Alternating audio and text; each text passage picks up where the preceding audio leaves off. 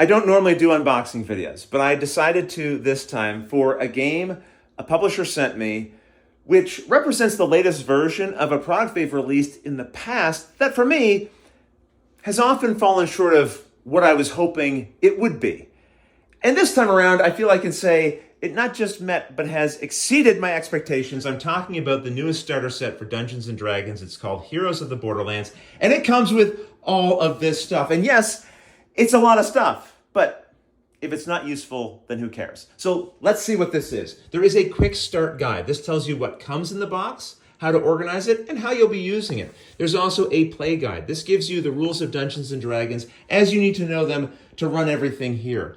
What I really like is there's a glossary at the back, so you don't have to memorize all of the rules. You can look things up as necessary when playing. Don't remember what burning is? You can look it up here and see how it works. There are 3 different adventure books to play through.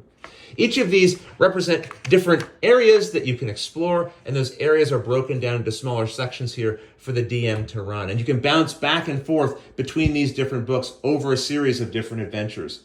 And these will tell you also what equipment or what items you need from the box to help facilitate what you're playing. There's handouts for the players. There are maps to play on.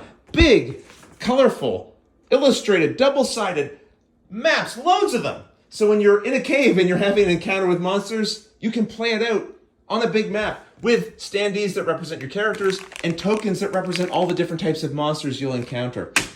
There's even gold to hand out to the players when you find that wonderful gold. There are cards for each of the monsters.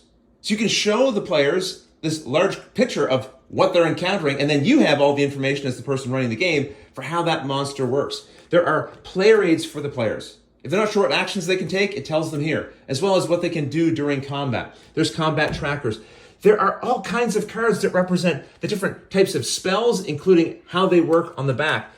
Weapons that you can hand out to the players saying, okay, you have a greatsword. Here's what it looks like, and here's how it works. There are NPCs that you'll encounter, and this will tell the person running the game what those NPCs know, kind of their traits. It'll help bring them to life. There are cards for the players that represent this is a big table to walk around.